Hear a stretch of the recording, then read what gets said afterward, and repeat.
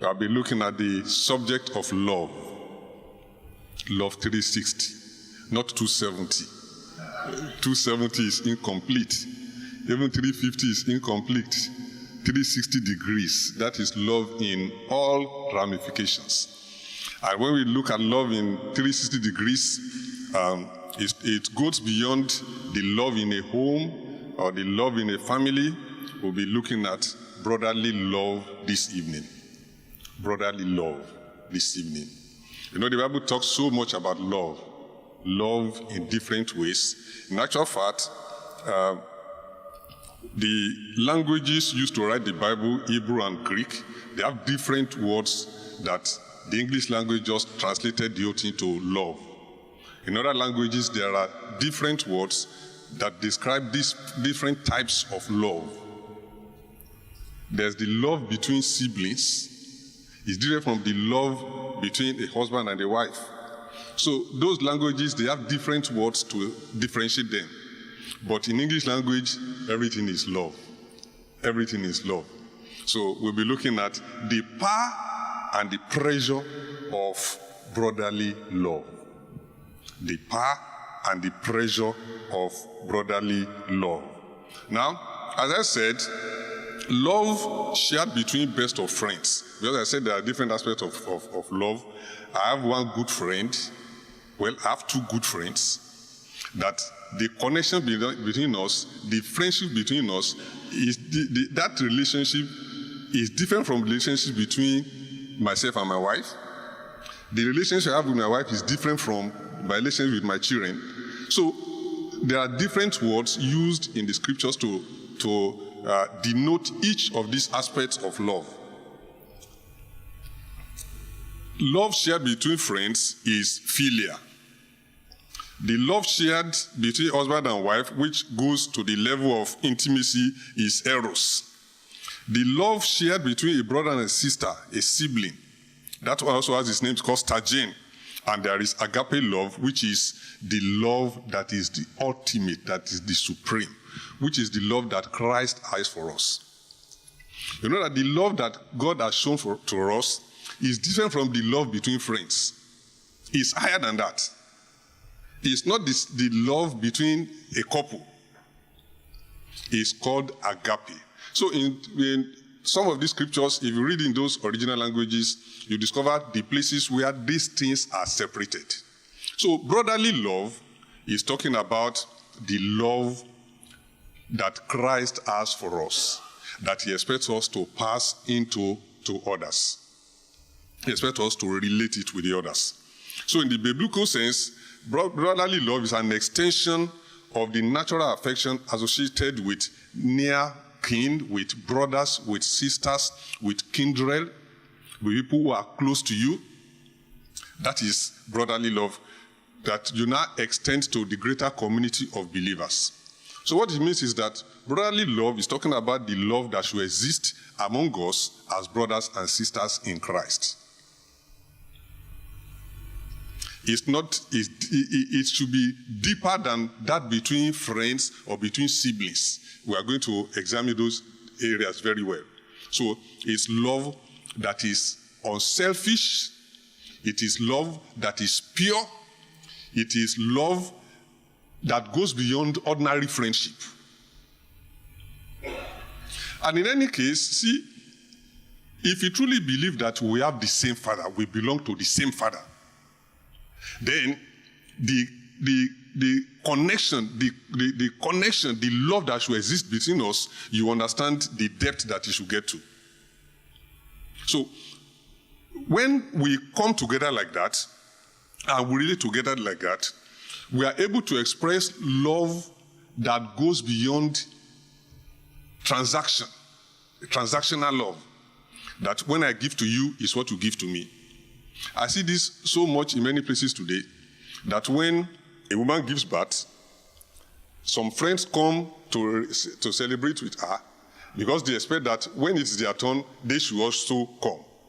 And many of them even keep the record that when I was doing this is what you did for me. So they have the record. So when it is their turn, they repeat it, or sometimes they take it a little bit higher. No, it's like somebody that when she has an occasion, you give 10,000 naira. When it is our own turn, you top the 10,000. And when it is turn again, you turn it. No, that is a transactional love. But the love we are talking about is love that is not transactional. It is love that gives without expecting anything back. It is love that is always looking for the best in others. We'll go deeper into this. Now, it may surprise you that in many places we see Jesus Christ says, thou shalt love God, thou shalt love thy neighbor as thyself. That is King James now, that you shall love your neighbor as yourself. I'll talk deeper about this, but I want to mention here that there are 7 passages in the scripture where this statement is repeated for you to show, to know how important it is, the aspect of love and how God expects us to relate to one another and to be connected to one another. The foundation, what is the foundation of our brotherly love? There are 3 foundations I want to lay. Number 1 is that we have a common Father. When we sing now, we say our Father, we say Father, Father in heaven. Every one of us, we call God our Father. And of course, He is. So because He is our Father, it's like we all belong to the same family. And that is what the Bible describes us, that as a church, we belong to the family of God, the family of the saints. So because we have a common Father, in Proverbs 2:82, it says, the rich and the poor have this in common. The Lord is the maker of them all. So it does not matter your status in life, your state in life, the height you are, the Lord God is our Father. So we belong to that common bond. So that is the first foundation for brotherly love. The second one is that we have the same spiritual kinship. We are kindred of one another. And that is what Mark 3:34 says. When Jesus Christ, the brothers, the parents were looking for him, eventually when they found him, and somebody went and said, see, your parents have been looking for you, they have been going up and down.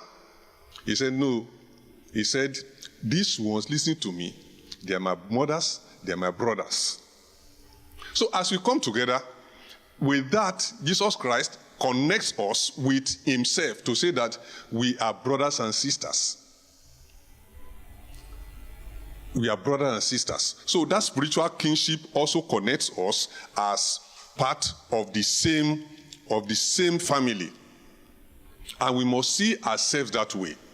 We must see ourselves that way. In Romans chapter 14, verse 13, it says, therefore, let us stop passing judgment on one another. Instead, make up your mind not to put a stumbling block or obstacle on your brother's way. So as brothers and sisters, connected by the blood of Jesus Christ, born of the same Spirit, with this Holy Spirit that is in you, the Spirit in you is the Spirit in me. Even though we may have this different perspective to issues, we should be able to bond together and relate together as brothers and sisters. So this is the design of God, this is the plan of God. And that's why I said that the love that should exist among us is love that is not selfish. It's not love that is looking for any special gain. It's not love that what you did yesterday is what I want to repeat today. It's not love that thinks of what happened yesterday, and because of that, I'm not going to extend the arm of affection to you. No, it's love that is selfless. That is selfless. And we have a lot of responsibilities. I just shared 3 responsibilities. First of all, we have a responsibility to love our neighbors. Romans chapter 10 verse 10 says, even if you should love your neighbor as yourself. Love does no harm to a neighbor. Therefore, love is the fulfillment of the law. You know, when that young man came, when he went to Jesus Christ and he said, I fulfilled all the law. He said, no, you have not fulfilled it. The fulfillment of all the laws is living a life of love. He said, love your neighbor as yourself. What it means is that what you want for yourself is what you should want for your neighbor. What you desire for yourself is what you should desire for others. What you plan for yourself is what you should plan for others. It means you should put good, don't assume that this person is after you. Thank God for the understanding of Christ in this place, that we are not looking for enemies. You are not looking for those who want you to eat, to take breakfast. They are looking for where your lunch is so that they can hide your lunch and then make you not to have any to take a dinner. No. So we are to connect to our neighbors. What we want for ourselves is what we should want for our neighbor. Is what we should want for others. Romans 15:2 talks about it again. You are to love your neighbor the way you love yourself. Each of us should please our neighbors for their good, to build them up. What you say about the other person must be something that will build the person up. You don't spread bad stories. You know the way fake stories travel fast these days? The way bad stories travel fast? The person who didn't call you for the past 8 months or 1 year, if there's any bad story somewhere, that's when you remember to call you. Some will even travel to come and tell you a bad story. No, that is not it. So what you want for yourself is what you should want for others. And then we have a duty and responsibility even to those that we assume or presume that they are enemies. Exodus 23:4. That's where God gave Israel instruction that even the Exodus chapter 23 verse 4, if you come across your enemy's ox or donkey wandering off, what does it say? Be sure to return it to the stable. That is, if you know, there's a question I usually ask. How many of us here know our enemies? You discover that people just have an imagination that there must be somebody somewhere that is after me. It's just imagination. So, but even in this case, God told Israel that even if you know this person to be your enemy and you find his cattle or his ox or his donkey wandering away, bring it back to him.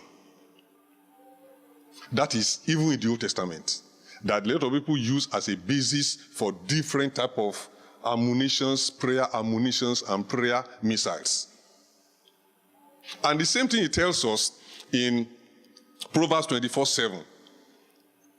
Proverbs 24 verse 17. That we are to do good even to those who hate. If anybody shows any hatred, it says you should do good to that person. Proverbs 24:17. Do not gloat when your enemy falls. When they stumble, do not let your heart rejoice. Don't say, God catch her. No. Don't ever say, God catch anybody. What of you? God never catch you. So that language is not a language. It's not a Christian language for you to. He has been pursuing me. He says, don't gloat. That is, even if you see somebody that you think is your enemy, or you are shown that is your enemy, if you see him falling down, he said it's not a time for you to rejoice. It's not a time for testimony. Not at all. And Romans 12:20 says that we should do good to those. He says, even if he's hungry, give him food. We are talking about, it says, on the contrary, if your enemy is hungry, feed him. If he's thirsty, give him something to drink. In doing this, you will heap coals of fire on his head. Let God make the fire and put it on his head. It's not your responsibility. So what I'm saying is that brotherly love is love that goes out of its way to be a blessing, to make positive impact in the lives of other people. We cannot be Christians and we like to hear stories of what befalls, what has befallen somebody somewhere, what has the evil that has happened to this person. No. Is to lift people up, is to support them, is to bless them, is to make positive impact. And we need to make it our lifestyle that you are always looking for the good of other people. That is the Christian attitude. And then even to strangers, Leviticus 19:34, God told Israel that you were once strangers in that of Israel. I preserved you. I did not allow evil to befall you. Now when you see strangers, you too, you must do good unto them. It means when you see somebody that's new, say, the foreigner residing among you must be treated as your native born. Love them as yourself, for you were foreigners in Egypt. I am the Lord your God. Even the person you don't know, the person you have never met, you have to be a blessing unto them. So the thing is that the Christian life is a life of impact. A life that is seeking to be a blessing unto the next person. We are not called into a selfish life where you are the only son and you don't even allow any other son to come around you. You have the candle and you don't allow anybody to light his own candle from your own. That is not the Christian life. It's not a life that is built around you alone. It's a life that is flowing, that is open. Because this is the example we have in Jesus Christ, that over there in heaven, if Christ decided not to come for our salvation, he would have lost nothing. He was comfortable by every means, by every human calculation over there. But he chose to drop the crown and all the glory to come down so that we can be saved. In the same way he expects us as his followers that irrespective of the status or the level or whatever we may think he has put us, we should be ready to step down from that place and condescend to men of low estate and come to be a blessing to them. I have stories of people. A lady said she was to accompany her sister to the church in the Sunday morning. And when she dressed up, she said, no, you can't go to the church with me like this. The lady is a student. And she put on her best attire, the best that you can imagine. That say, no, you can't go to the church with me like this. Sir, ma, say, no, this cloth doesn't fit our church. Doesn't fit the church. So the elder sister had to give her a cloth to wear. So she said they sat down together, and the message came. And the younger sister felt convicted. And the way she was moving, probably the other sister noticed that this one wants to disgrace me. She was pinning her down. This is not the day to get born again. If you go, you are going to disgrace me. She didn't allow the younger sister to step out at all. It was when she was going to say, you want to disgrace me, you want to go out to say you are born again, that it will be a disgrace to her. What does that mean? So what we are saying is that this is the trait we see in the early Christians, that the Bible says that they had everything in common. They had everything in common. No one thought that anything belonged to him or her. Everything in common. They put the whole thing together and they shared according to each person's need. Now, whether that's possible again these days or not is another issue. But the truth is that even if we don't bring anything together in common, it's time for us to begin to look out to others who are in need in a way to be a blessing. In a way to be a blessing. When you come into the gathering, allow the Spirit of God to minister to you, somebody that just needs your word. When we talk about blessing, it's not so much about money. Some could just be a word of encouragement. Something that you just speak to and the spirit will be lifted up. So, this is the culture that we need to build. Now, there's a longer passage I want us to read. 1 John chapter 3, verses 11 to 18. 1 John chapter 3. 1 John chapter 3 from verse 11. For this is the message you have heard from the beginning. We should love one another. Do not be like Cain, who belonged to the evil one and murdered his brother. And why did he murder him? Because his own actions were evil and his brothers were righteous. Do not be surprised, my brothers and sisters, if the world hates you.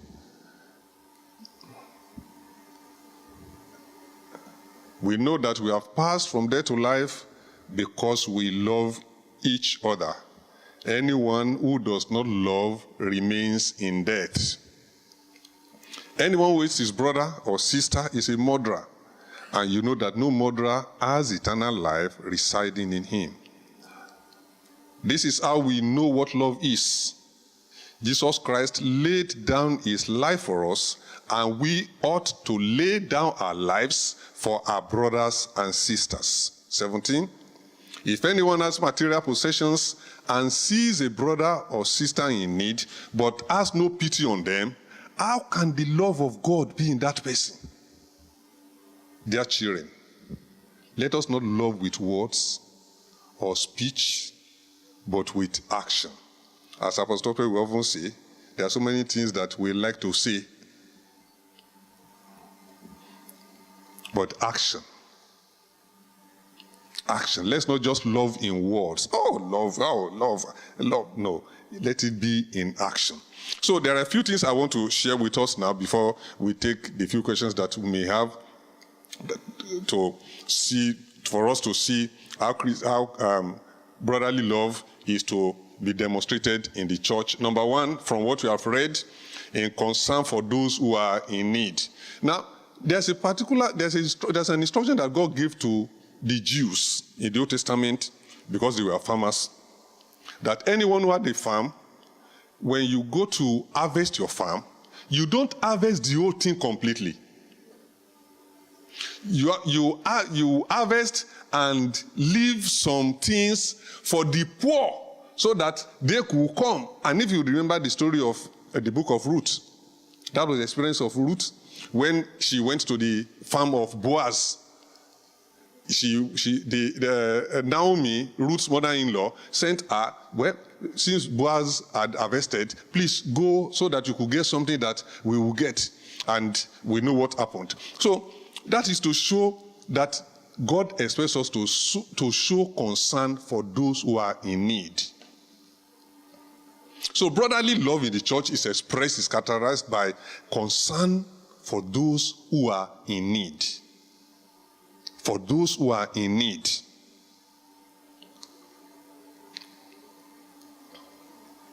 The poor, the needy, the widow, immigrant, the orphans, all those ones in Deuteronomy, that's the instruction that God gave to Israel, that they should be able to take care of them. We need to know that God is concerned about everybody, about everyone. And the God who has lifted you up is the one who created this one also.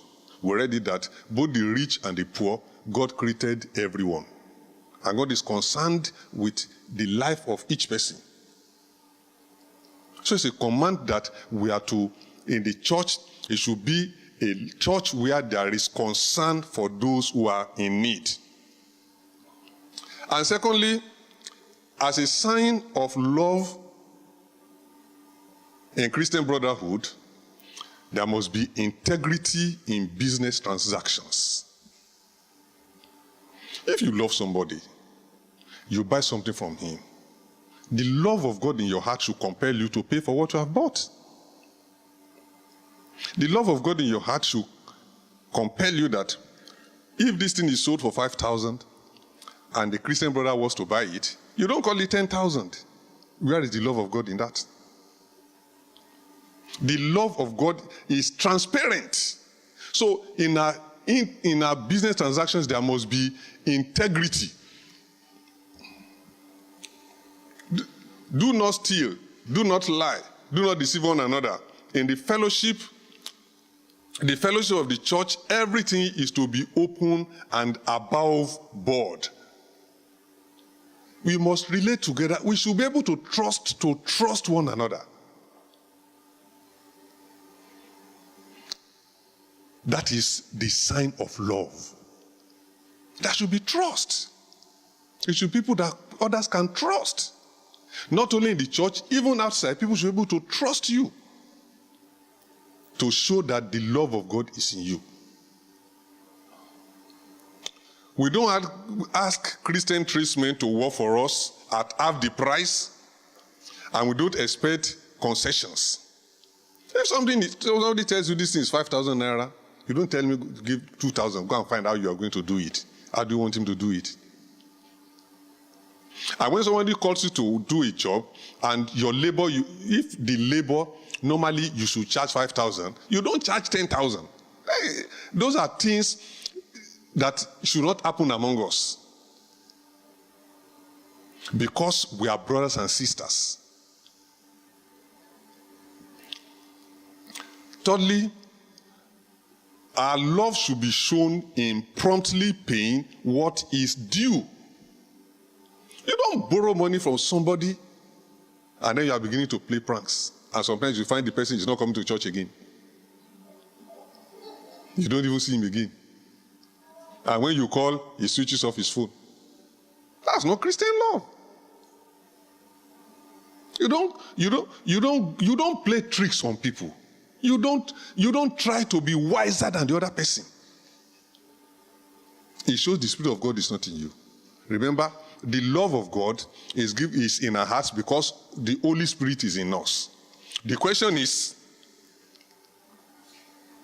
it the Holy Spirit that will tell you to what something that's sold for 12,000 naira? Is it the Holy Spirit that told you that you should tell the guy that it's 30,000 naira? Is it the Holy Spirit?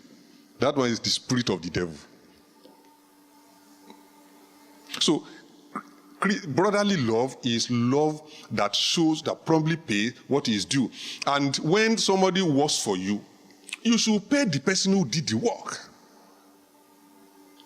You don't keep saying, okay, tomorrow, no, I will transfer, I will make the transfer, and for the first day, the second day, the fifth day, the following week, and then he comes to the church, because I assume that the person is maybe of a lower cadre in the church. He comes, and when he's coming to talk to you, that's the time you change your face, and then you are pretending as if you don't see him.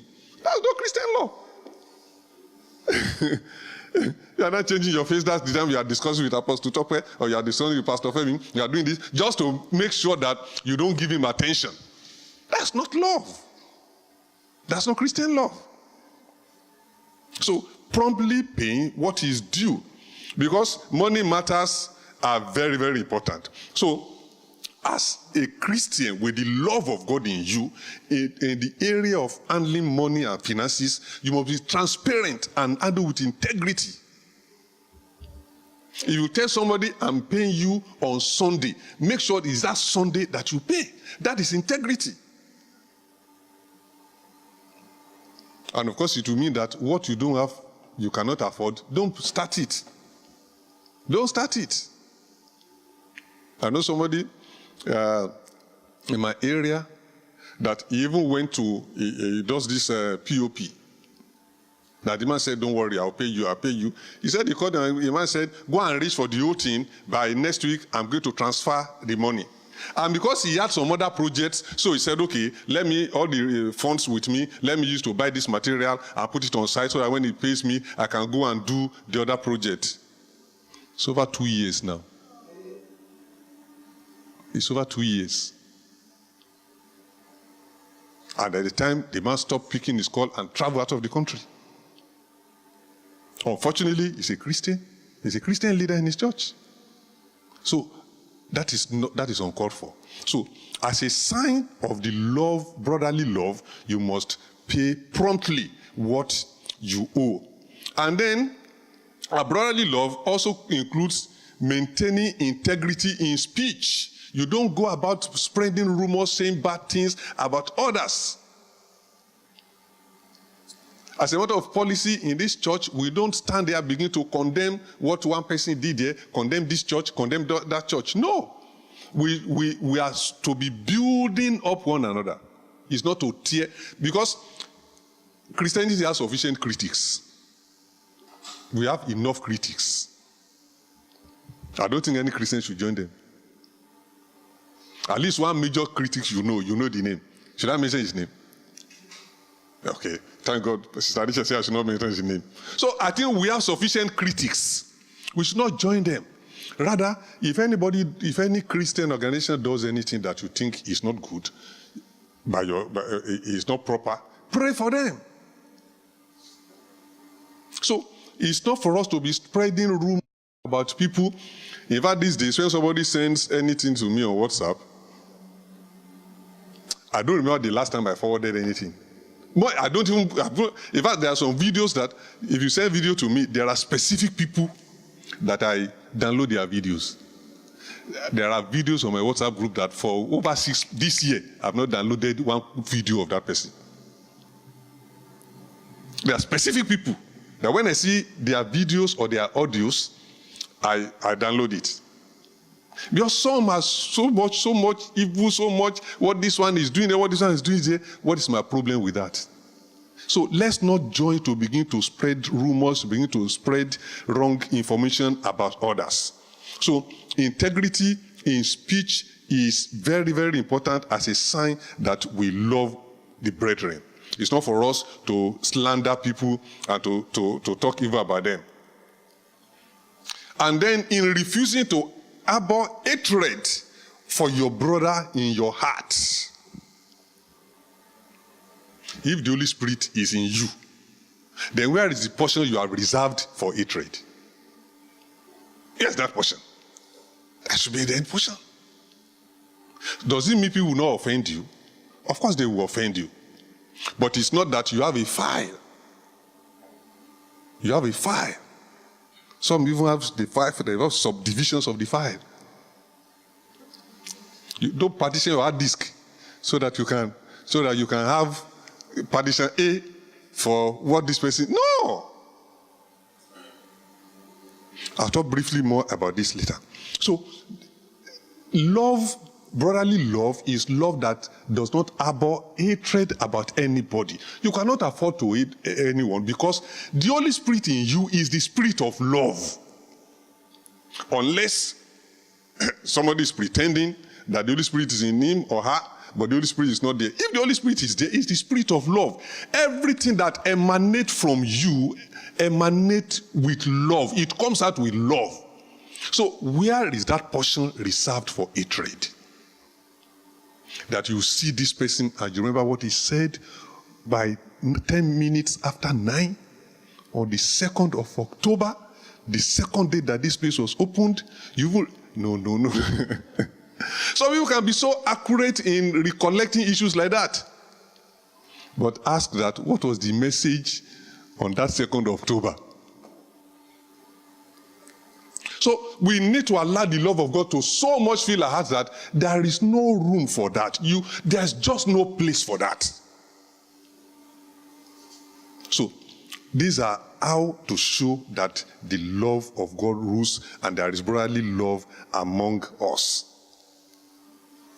And lastly, in being disposed to bless your offending brother. To bless the person that offended you. You have a natural disposition to be a blessing.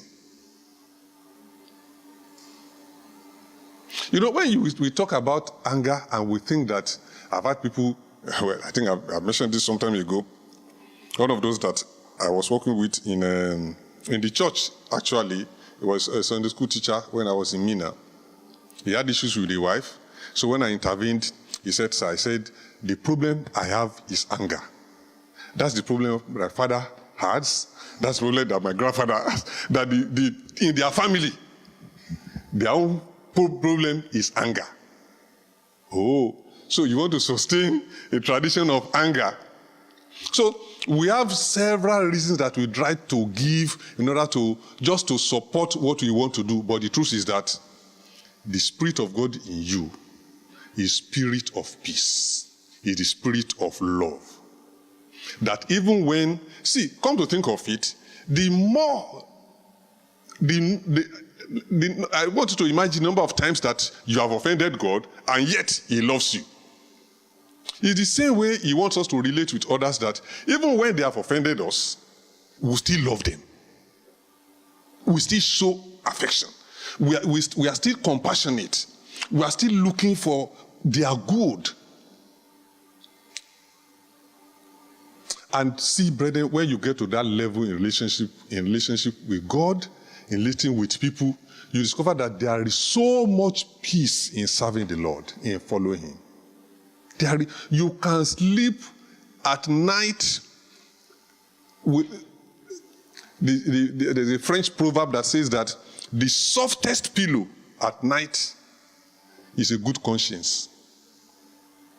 Because nothing is bothering you. You know, sometimes people look at you and think they don't really know what is wrong with this. Yes, because it is the love of God that is flowing in your heart. You cannot keep a record of what somebody has done. Rather, you wake up in the morning, you are looking for who to bless. You are looking for the life to impact. You are looking for who to lift out of the pit of sadness, of darkness, of sin. Everyone around you, anyone you see, your thought towards that person is, how can I be a blessing to this person? It's not a thought of suspicion that maybe they have sent him. Somebody comes to visit you from the village, and the first thing is that maybe they sent him. You are beginning to imagine that old woman in the village. I don't know any village that does not have an old woman. You're beginning to imagine. No! I see people that even their house helps, the way they treat the house helps, it's with so much suspicion, anything at all. But we are to live a life of love. The church is to be characterized by a spirit of warm affection and honor towards our brethren. The pressure now, yes, you want to be a blessing, you are even a blessing to this life, you are doing all what you are doing this. Or somebody comes to you, tells you one fantastic story. I had one story recently. And the person started from, it's just similar to the one I had sometime in Kaduna. It started from where he's coming from the parents. He comes from a family of 8. And the first one has run mad. Second one has run mad. The third one, and he's the 5th. So I was waiting when he gets to him to know whether he has also... Several stories. In my former church in Marlborough, one evening like this, we were about to start, and I just saw this young man coming in. He was carrying a big Bible. When I say big Bible, he was carrying a big Bible. And he walked in from the back and spoke to the usher that he wanted to see the pastor. But because we had not started any, so I went out to see him. Then he started the story. How his dad has how many acres of plantation cocoa and whatever plantation in Ondo State, and how one uncle seized the papers, and the uncle started selling this thing. So he came to Lagos to see the uncle, and the uncle put him in a room, and with the wife, they are punishing him. You know, he created that ludicrous story. One thing I've discovered is that when somebody is telling you a story, please just take your time to listen. He will contradict himself. For sure. Once it's a story that is made up, listen. Now, if he does not contradict himself, while you are listening, listen to the Holy Spirit. The Holy Spirit will tell you that this one is a fake story. So I listened to him. By the time he went round and round and round and round and round, the mistake he made was that he says that he's a member of Foursquare Church at Lekki. Oh, that's okay. So when he finished, I said, what's the name of your pastor in Lekki? He said, he doesn't know the name. How can you be a member of a church, you don't know the name? He said, then he asked me that, does Foursquare Church have a list of pastors, register of pastors? I said, yes. He said, I should check there. Are you the one to tell me what to do? Imagine. Are you the one to tell me what to do? What is his telephone number? He doesn't know. I said, okay, now, what evidence do you have to show me that you're a member of Foursquare Church? I said, what's the name on your Bible? Let me see. At the end of the day, he said, okay, but if somebody approaches me and says he's hungry, that I should give him money, won't I give him money? So what I'm saying is that now, the more you try to be a blessing, people will come with different stories. They want to show that they are smarter than you. They want to play tricks on you. That is one of the pressure. How do you handle such a case? So that's one pressure point. Because you know that as a human being, you don't want to be seen as somebody without common sense, right? You don't want somebody to just dress you down and just play pranks on you. You feel dehumanized. But this person is coming with different stories. Now, as I said, when somebody is telling you a story, just try to listen. As you listen, either from the trend of the story, you pick a contradiction, and the Spirit of God in you. Because you want to do it wholeheartedly. You are responding to the instruction of God.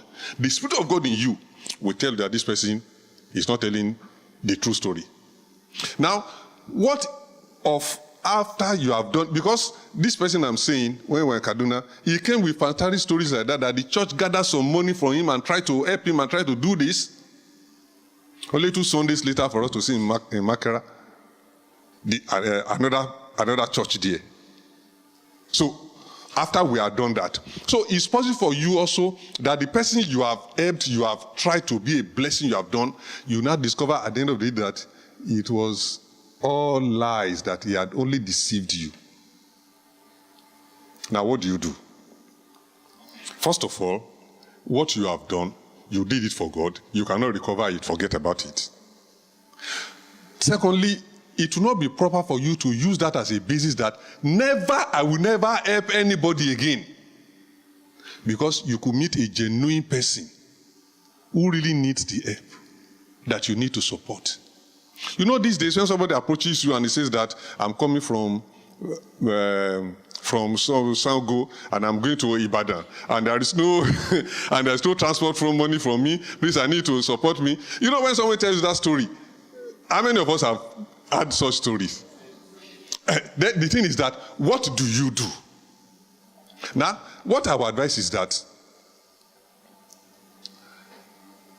if you listen very well, because actually it's possible for you to meet a genuine person who really needs assistance.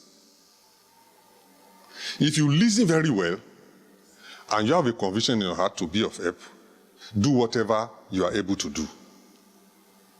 First of all, you don't lose anything by helping somebody who has come to deceive you. You really don't lose anything. He is the one who experienced the loss.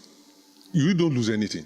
And I tell you this, God is not going to punish you for helping somebody like that who actually does not need our help. Will God punish you for that? Rather, God will bless you. So there are some that may be genuine, that while the person is talking, you just feel a nudge in your spirit, do it and go. Now the one that you feel a nudge in your spirit that is not genuine, you can tell him, sorry, I don't have anything. But don't ever tell yourself that I will never help anybody again. Remember what the Bible says, that people unknowingly have entertained angels. So, somebody who actually needs help may come your way. So don't use that as a basis. So what I'm saying is that brotherly love demands empathy you must be able to empathize with the other person. Secondly, you must have ability to overlook wrongs and insult. You must be able to overlook it to demonstrate brotherly love. People will insult you. People will insult you. People will talk to you the way they shouldn't. They will insult you. They will offend you. If anybody tries to give you a promise that he will never offend you, it's a lie. But when somebody offends you, what do? It's for you to respond with love. The way God is always responding to our shortcomings, our inadequacies with love, with affection, with compassion. It's the same way you will respond. So when somebody offends you, see, there are some people that when they offend you, you can tell them. There are some people that you cannot tell them. In fact, there are some people that you don't even have to bother to tell them. Just go ahead with your life. The desire to prove yourself to be right can lead to another thing. People want to show that they are right. It can lead to another thing. So there are times that in the real case, you don't even need to prove anything to anybody. Just live a life of love and compassion and go ahead with your life. In fact, if there's anybody who has offended you and you are keeping it in your heart, I sense the Spirit of God saying now that you need to forgive that person completely. Now, do you forgive and forget? Forgive and pretend that you have forgotten. Even if you have not forgotten, pretend that you have forgotten. Because people argue, if you forgive, you will never forget. Yes, when you remember, pretend that you have forgotten. What it means is that even if you remember, you don't relate to that person on the basis of that action again. You don't relate on the basis of that action. So you must forgive and forget. If you find it difficult to forget, pretend that you have forgotten. And lastly, ascribe good motive to people's dealings with you. Don't be too suspicious of everything, of everybody. The person sees you and he says, welcome. That's just this type of welcome. You know what they say, there is male welcome and female welcome, Abi? You can't show the love of God when your life is filled with suspicion. You are suspecting everybody. The person that goes out, you are suspecting, and when two people are talking somewhere, you are suspecting that maybe it's about you they are talking about. What's that? You can't live a peaceful life. I had a friend that he had such issue. He's a Yoruba person. He married an Igbo lady. And so the mother-in-law came to visit them. The mother-in-law does not speak English. So when the wife is speaking with the mother-in-law speaking Igbo, it becomes a problem. So what do you think they are talking about? You can see how somebody can be so suspicious. So this is a woman you have been with for about 3 years, because it was the second baby that the mother-in-law came. So how do you want her to communicate with the mom who does not speak English? And you don't speak? He said no, that they should not be talking while he's at home, unless if he's not there. What is that? So I asked him, I said, didn't you know that your wife is an Igbo lady before you got married to her? People can suspect everything, suspect everybody. You cannot show the love of God, and you cannot demonstrate brotherly love if there is a spirit of suspicion. So as I round up, I want to say that we are called to live a life of love.